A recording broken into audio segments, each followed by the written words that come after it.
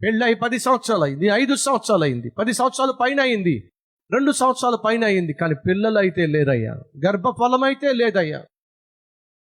నిందించే వాళ్ళు నిందిస్తున్నారు, ఆడిపోసుకునే వాళ్ళు ఆడిపోసుకుంటున్నారు, కృంగదీసేవాళ్ళు కృంగదీస్తున్నారు, సూటిపోటు మాటలతో గుచ్చేస్తున్నారు, గుణపాలు పొడి చేస్తున్నారు.